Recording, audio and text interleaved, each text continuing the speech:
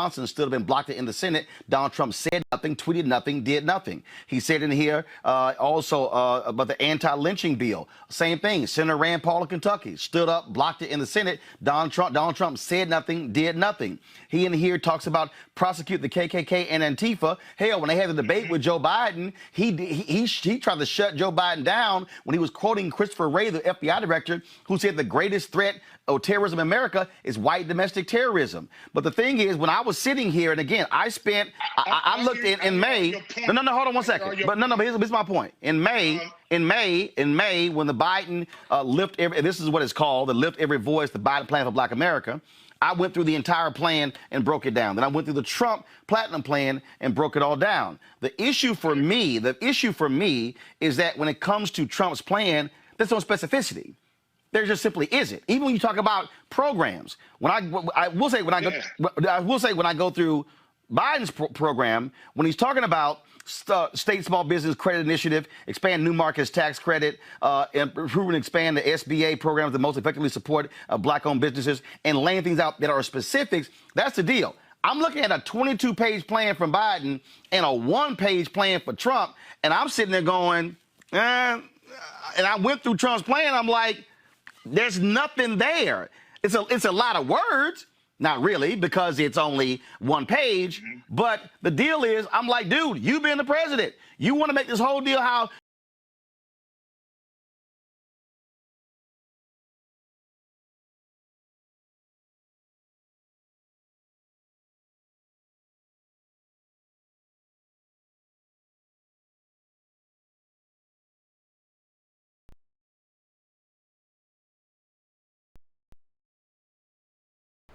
Okay, now you can hear me. So, bro, take your damn glasses off. Listen, y'all. There is a little, and I do mean a little, truth to what he's saying. A little truth to what he's saying. In the sense that Trump's plan is not specific enough. But what Biden laid out is also not really all that specific. It's a bunch of generalities. It's like, I'm going to lay out money for this. I'm going to lay out money for this. I'm going to lay out money for this program, for these programs that best help black people. It's like, I understand maybe you're not one of those people, which is fine, that feels like black people specifically need to be helped in a disproportionate manner than other people. Okay, you're wrong, but that's neither here nor there. The point is black people that these people are pandering to for votes feel like their needs need to be specifically addressed. And these are all things that have been tried before, but what ends up happening is the establishment ends up co-opting them. The money never goes to black people. It's like with union leaders sometimes. Like, we've already heard a lot of this stuff that Biden is putting in his plan that, by the way, he never really discusses because he doesn't really plan on doing anything about it. And then Roland himself sets the standard that, well, if you've had power, you've been president this whole time. Why didn't you do anything about it then? Well, why didn't Biden do anything about it when he was senator? That's right, because he was too busy working with Republicans to implement or maintain segregationist laws, which he bragged about constantly during the primary. Also, Ice Cube didn't say that Trump's plan was sufficient at all. He's never said that. He's been very clear about that. He said, it's not my plan. They called me for advice and he said, okay. He said, okay, I'll help. That's what the goal is. And they're like, oh, how dare you? But See, that's the thing, and this is something that I think people should understand. This was my problem with Bernie Sanders saying, "Oh, I don't support reparations because I think my plan's better." And Nina was like, "No, I'm not. I support the senator in his presidential endeavors, and he's a great man for working class people. But no, reparations. That's not negotiable. Like as far as you thinking your plan is better, that's the problem. That's how we've gotten. No offense to Bernie." But the people responsible for causing a lot of these problems within the black community, and then and by the way, simultaneously, the people ignorant to the problems because just you don't have the experiences. Like they aren't the solutions to the problems. Like this is just reality, not your solutions anyway, because you just haven't lived that life. So why would Ice Cube made it very clear, like neither of the his plan, Trump's plan is not his plan. Trump asked him, or his administration asked him to help. Biden's administration is like, nah, you're good. We'll see you after the election. That is white saviorism. I mean, we already know that they're not going to do anything with their black things. This is Biden. Come on, come on, bro. Let's be real. If people want to call Trump a serial liar, Biden's a serial liar. His campaign website literally changes every time he gets criticized of something. So let me check out some of these super chats before we get back to it. Otis B, appreciate the super chat. By the way, have you heard about Diddy's Our Black Party? If so, your thoughts. If he's serious and does not base it on Biden support. I was actually talking about this, I think, yesterday. And that situation is interesting. And I don't want to go into too much of it. But basically, if I'm not mistaken, he talked about this on Charlamagne the God show. And then very shortly after that, somebody clearly made a phone call to that man because he tweeted out that getting out Trump is the priority, almost right after. Because he saw what was happening to Q for suggesting an independent party for black people as well. So, but I mean, he said he was talking about the pressure that's being put on him by the establishment, put on him, put on Jay-Z, put on all the black celebrities. He said it, and look what happened. Michael Goddard, 6 rings in 20 years. Lakers, there's room for you, man. You better take that. You better take that Lakers shit somewhere else. My brother's Lakers fan. I don't support Lakers, but we all about Jimmy buckets around here. 305. Let's continue. Johnson still have been blocked in the Senate. Donald Trump said nothing, tweeted nothing, did nothing. He said in here also about the anti-lynching bill. Same thing. Senator Rand Paul of Kentucky stood up, blocked it in the Senate. Donald Trump said nothing, did nothing.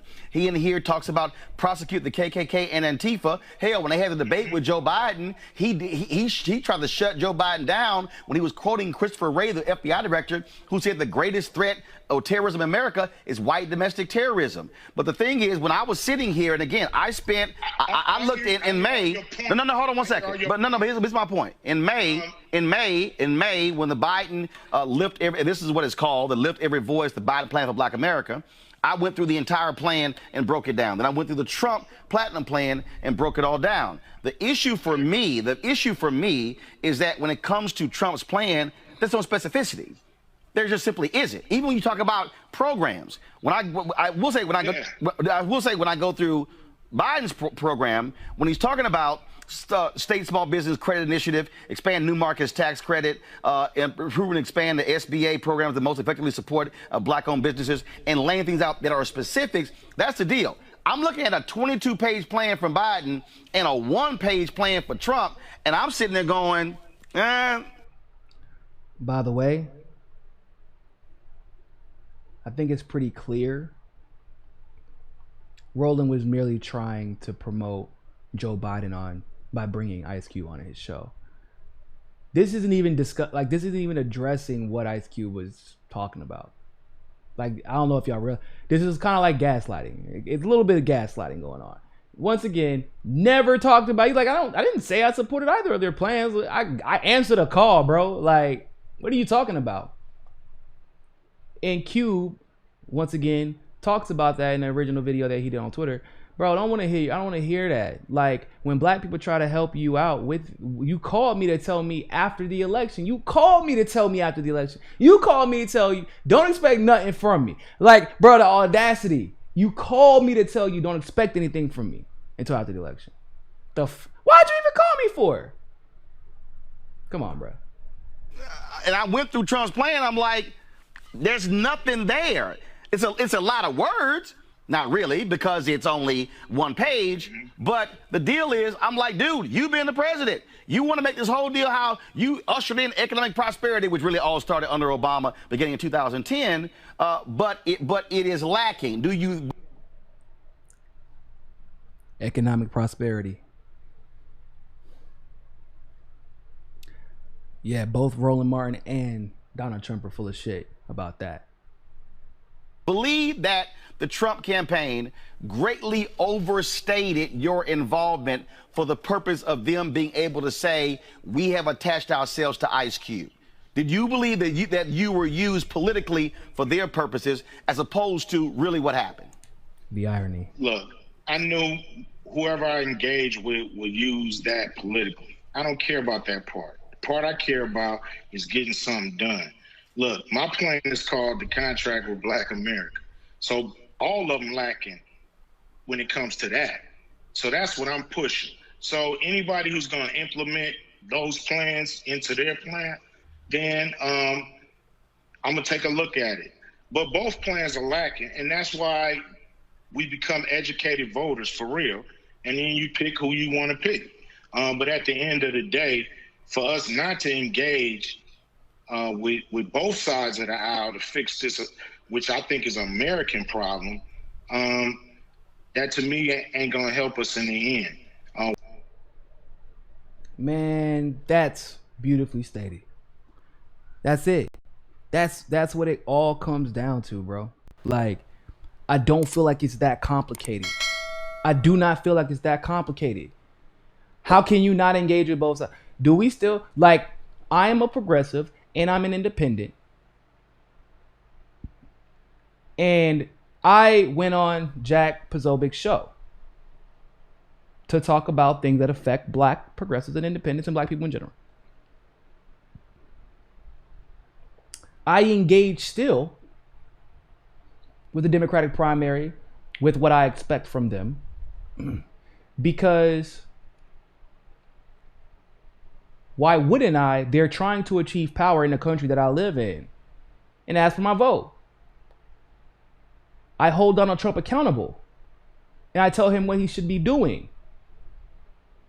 Not only as a black person, but he's president. So I talk about all the issues that have been happening. And I say, look, I don't know if you're going to be on my team. I don't know if you're going to agree with it, but you're the president. Why would I not encourage? Jimmy Dore went on Tucker Carlson to give Donald Trump a message from the American people. Tucker Carlson praised him for it. So he's giving him better advice than any of the Republicans in Washington.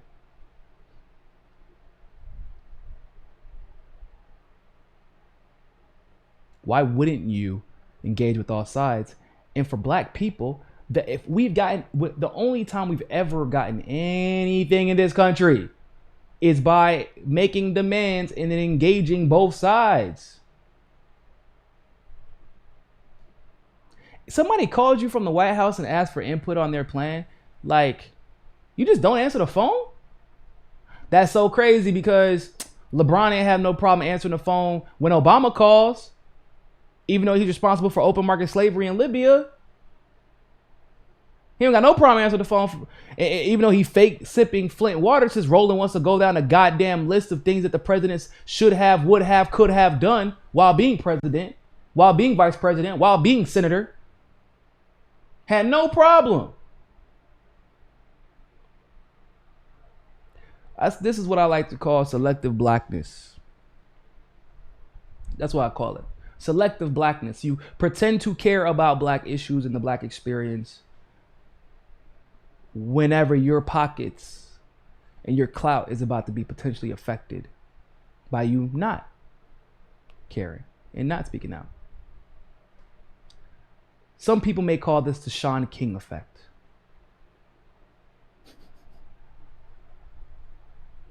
But in all seriousness, like you can't pretend as if this man was hey man, I support Trump.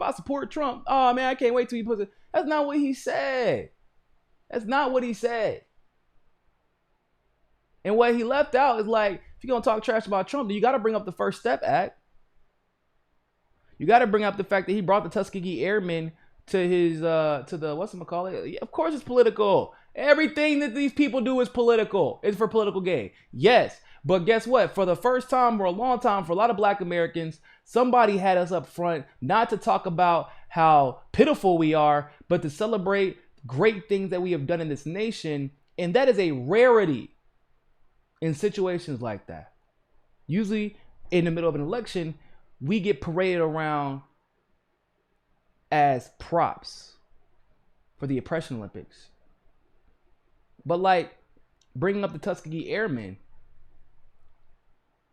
that was a good thing. It was. The First Step Act, although it did not go far enough, it was a good thing. There's been a lot of human trafficking rings that have been broken up, by the way. Child sex trafficking rings that largely affect communities of color in the black community. Because when, like, it's a saying in New York, when a white girl from Queens or Manhattan goes disappearing, it's 6 o'clock news. When a Latina or a black girl from the Bronx goes missing, no one knows about it. She's just a runaway. So that stuff positively affects us. Trump has a plethora of problems, for sure. But if you're gonna go through all the negatives for him as far as the black community is concerned, you gotta talk about the positives. Because if you're gonna talk about if you're gonna talk about all the positive that Biden is supposedly trying to do for the black community, which there's literally zero evidence to support that he'd actually do it. When we talk about all the positives, you gotta talk about the negatives too. If you're gonna pretend to be objective, then be like you can't pretend to be outraged and then just be like fake, like not be objective. And that's why I love what Cube handled that particular part of the segment fantastically. Loved it.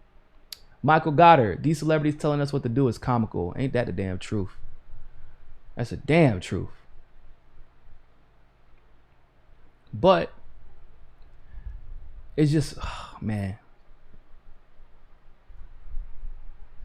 People like Roland, bro, they really, really frustrate me. Because it's scary how much influence they have. Like all those old black people out there listening to Roland like he's the answer. Like he's telling the truth. Like that man don't be wrong again and again and again and again and again and again and again. What's up with this fetish that people have in this country of watching people who are regularly wrong? What is up with that? Hey Niko, can you listen to these black independents you found? I'm tired of fake lefties and want to start pushing for Pan-Africanism with our people. Can I list? I'm actually going to start bringing some people on. So hold that thought. Watch over the next few weeks. I'm going to be bringing more people on. So you can all decide who you like and who you should follow and who you should get behind. Activists as well as independent journalists. Michael Goddard. People with platforms that sell out are the worst. People with platforms that sell out and then they didn't come from anything, those are the worst. They came from nothing. They came from struggle. They came from the mud. And then when they got their money, they left all of us behind. Like those are the worst kind of people. You got a special type of demon to be able to do that. You got a special type of demon in you to be able to do that, bro. For real.